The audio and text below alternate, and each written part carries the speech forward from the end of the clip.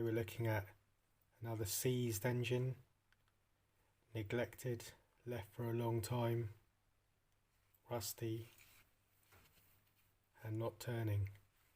It's a KYOSHO GX12, common engine from KYOSHO of the era, and popped off the back plate.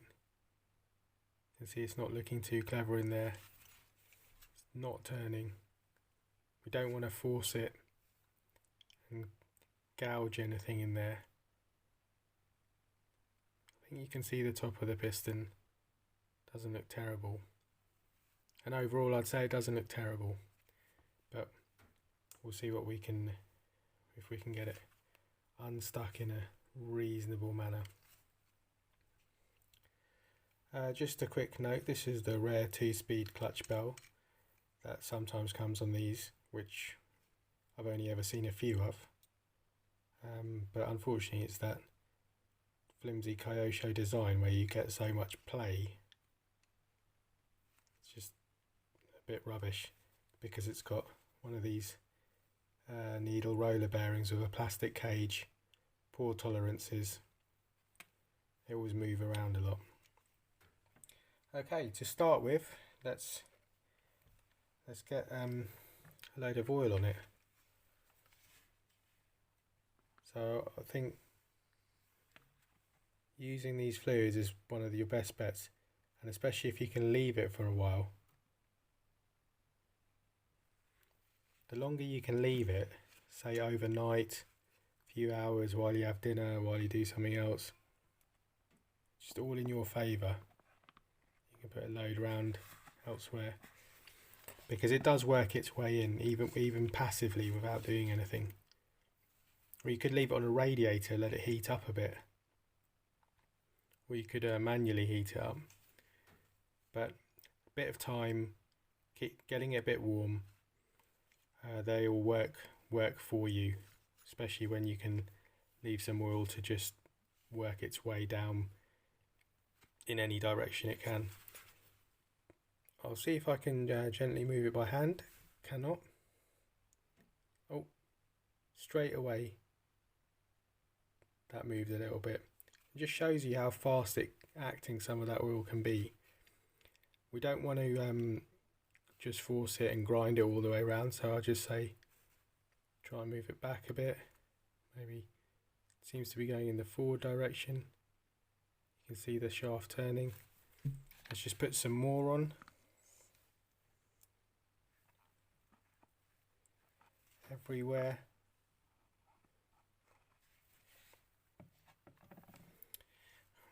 I mean, that was relatively easy, wasn't it? Yeah, there we go. That just shows you.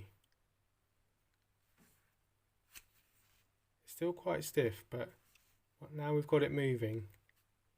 Maybe go back a little bit. You can see it's a bit rough in there, but with a build up of rust and gunk and stuff. But overall it is moving. You can go back and forth. Just take your time, don't force it. Let all those deposits just break down by themselves with the oil and the movement. And you can see in quite short order, with gentle movement, starts to really free up. And the way that feels, I think we will be able to get that running eventually.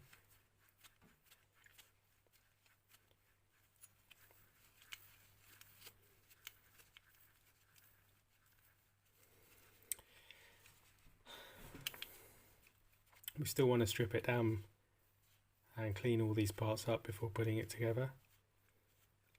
So let's just get on with that.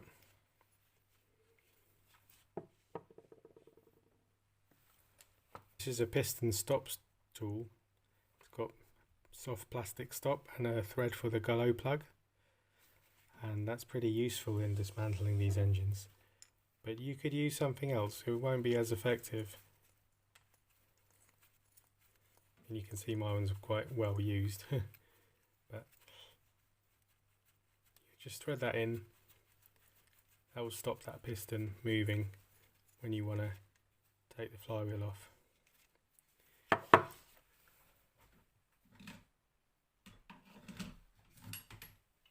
So let's get the front firm grip on this.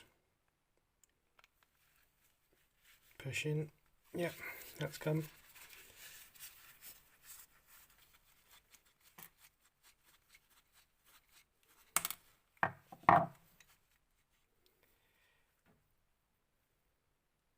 Not too bad inside. Now you see that bearing doesn't even look knackered, but it's just got so much play. Again, clutch shoes are not dead at all. They're actually quite good. So we'll keep these pits to the side, clutch related.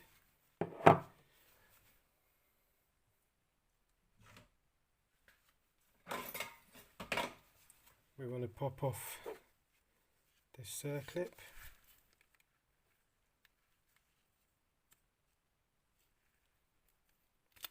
I've just pushed it up like this. That allows the shoes to come off.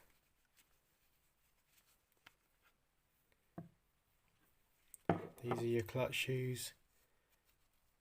They pivot on these two pins. With centrifugal force it expands out and grips the bell, and that spring keeps it in when it's not. The RPM the shoes will engage at is dictated by the strength of that spring. So it's a bit counterintuitive, but if you have a stronger spring, it will engage later in the RPM range when its engine's making more power, so it'll be more grabby and give you more acceleration. If you have a softer spring, it engages earlier and has a sort of slow pull away effect.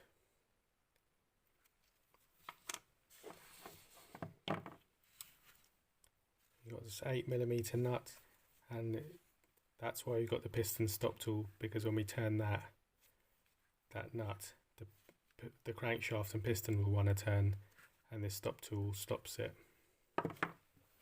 going.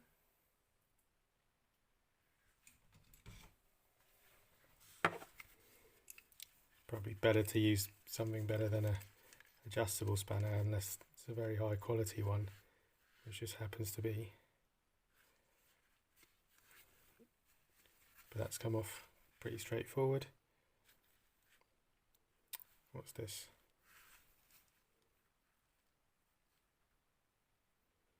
Click stop. Do love a vintage adjustable spanner. Flywheel off. Steel flywheels on these for the weight, and pretty good if you need a heavy flywheel or for that slow pull away effect, which makes them a bit easier to drive for beginner models, less grabby.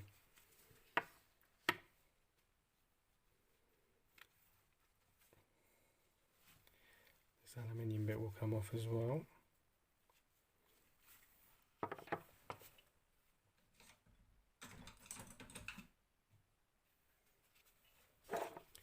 Be a bit gentle with this.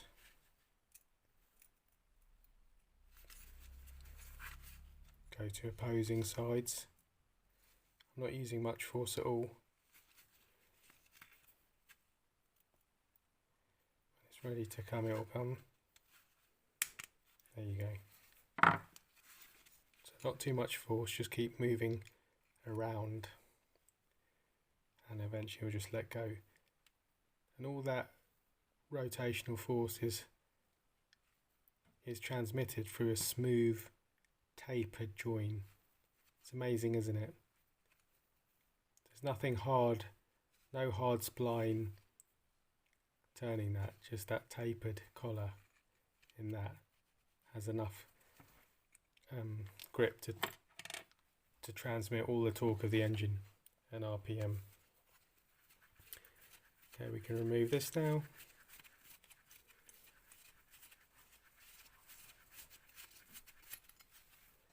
And we do the head bolts.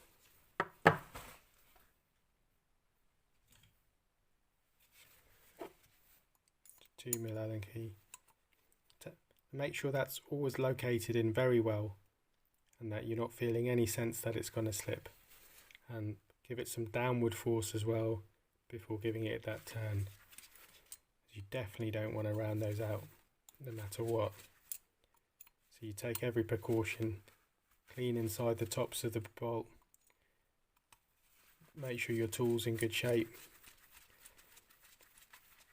because having to deal with a rounded out head bolt can be very, very awkward and often can result in a dead engine after. You can't always salvage it. So let's get these off.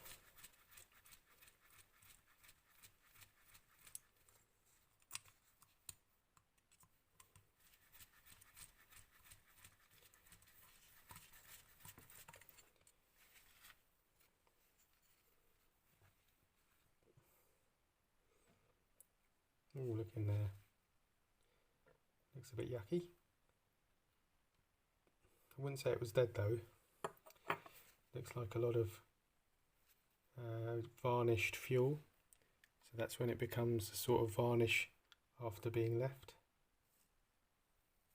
But if you look carefully, you could get a sense of it. You can see how the oil has started to break down that varnish, and that's how it has become free again. Again, showing like how much the oil does chemically. Right. So then we need to push out this brass ring. It's the piston liner. You push it out from the bottom, where I'll use my trusty toothbrush handle.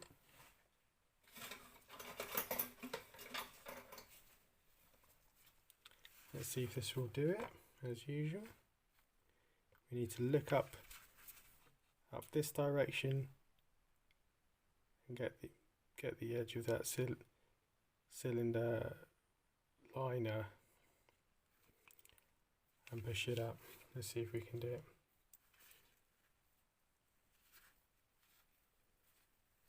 Because you can't see it that well on this engine.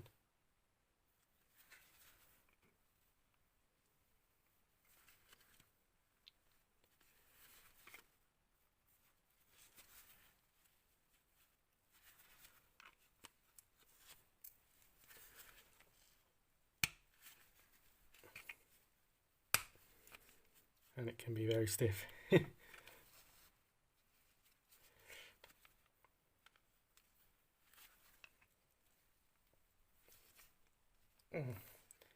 You really want to steer away from using any metal tools if possible, because again you can just scratch and damage something in there. There's definitely a case where you want your bit of plastic to be getting damaged, not your bit of engine. But that is quite difficult.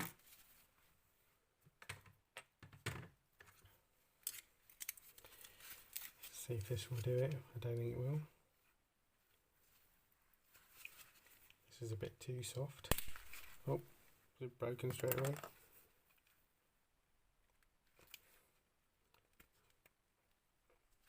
No, it's very stiff. Just killing that bit of wood. Right, in a tough case like this,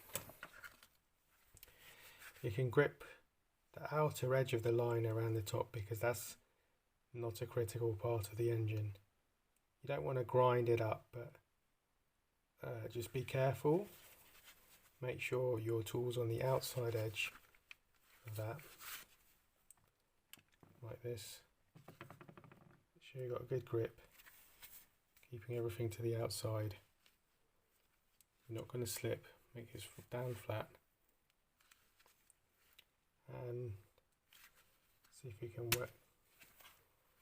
Just slipped off there. There's no foolproof method this either. Right.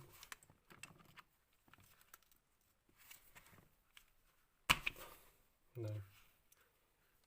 That looks pretty well stuck and crusty around there.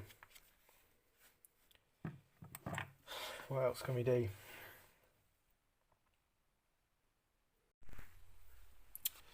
In this case, now I'm going to resort to using this screwdriver. If you really have to get here and use a metal tool, my tips are to make sure it's not sharp. I mean, you'll understand what I mean. Some screwdrivers feel sharp, they've got hardened tips. You want something a bit worn and blunted, so if it is gonna damage any metal in there, it's not so severe, and hopefully the rounded edges will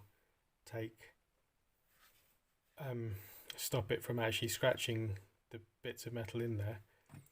And another tip is to use a cheaper screwdriver, because they're softer, so they're a bit more forgiving. Now let's try and look right in there. You need to be very certain of what you're pushing up on. You're pushing up on the cylinder, not the piston, the cylinder liner. So see that shiny bit of metal? That is the bottom of this cylinder liner.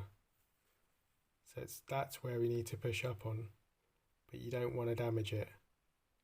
And you don't want to damage your conrod or any part of the inside of the liner that the piston slides up in.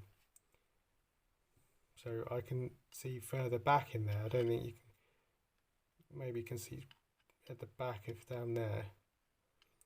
I can see that's a safer part to push up on, because I will be not so close to the softer aluminium parts or the parts that touch each other. So I'm going to go for that back bit, and just give it a bit of a push and leave it, and I can feel on this finger it has moved now. So that's not too bad. Just take your time, don't over force it. We could put some oil around here as well. Again, if you leave that, that's just going to work and work better for you. But you're trying to stop yourself getting into a situation where you're having to use a lot of force.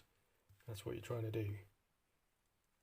But can we see that's just moved up now? It's not too bad. And from here, we can use a leverage action gently on the outside and underside. You don't want to damage these fins. And again, what I'm saying is not too much force, just gentle movement. Let the oil go in a bit. And that time you could just see how much that was moving because of the oil. So we'll just pull it out by hand. Right, that's out. We have ended up with some marks around here from when we clamped it on the outside. So we're going to file those down out after. But again, as we were careful, it's nowhere near the moving parts, so that won't affect it after. Give that a good clean. Right, this is the back. We need to pop this piston out. It looks a bit crusty on there, so I don't know how easily that will go as well.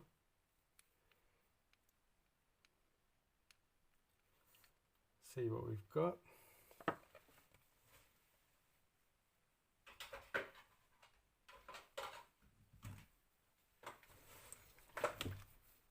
These are some pliers that have no teeth in them, so they don't really damage metal pieces. Again, just gently pull this up.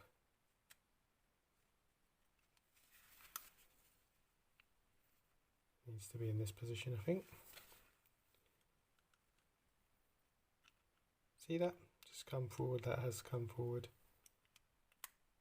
It's off that pin now, and you can see it in the top. Just pull it out. There you go. And then note the direction. So we'll note that this larger hole for the gudgeon pin was to the back of the engine and the small one was to the front. We'll note that for later. So closer look at that. I think that's going to just wipe away alright. And this is why you would want to clean up, because I can feel resistance here. So there's that varnishing and gum in there. And that would cause a lot of, even though the engine was turning alright, that would cause a lot of heat and resistance at a faster speed and higher RPM. So this is still why you do open these up, to just give them a good clean. But there's no excessive play in anything. I haven't felt any play in anything yet, so I think this will be a good engine after. There's that. Then the crankshaft needs to push in that way. We'll see if we can just do it by hand. Usually you can't, so get my trusty bit of wood. Got a bit of wood here. On there, we're going to push down on the case, the crankcase. It can be tough. That's very tough. I'm hardly even moving that. Made a big impression there. Right, we'll have to do some gentle tapping. I don't think this ring's causing resistance because that's just moving around.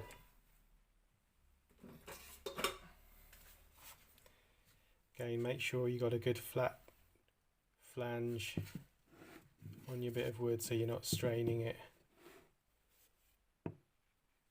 These shafts are usually hardened, so you don't need to worry too much about using metal to metal contact, because there's every chance that metal's harder than this one.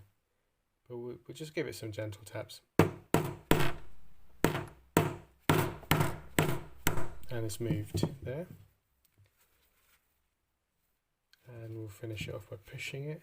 There you go, it's just coming out. Get this end piece off.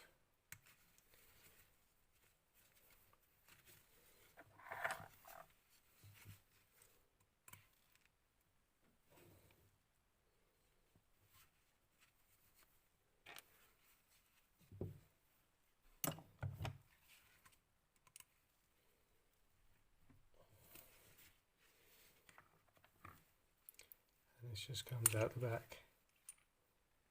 That's your crankshaft. Again, a bit gummy, a bit rusty, but nothing crazy. And it all felt quite tight, so I don't think this engine actually has been used that much. So we'll clean that up. And I'm optimistic for it. Doesn't look great, does it? But we'll see. I think it's going to run fine. That's your front bearing.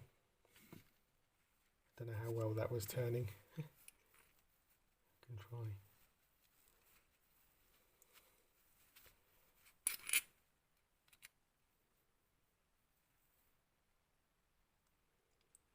Yeah, it was turning. Doesn't really feel too notchy. The back bearing. Bit rusty and gummed up, but we'll see how that goes as well. So there you have it. Got it in pieces. We're going to clean it up.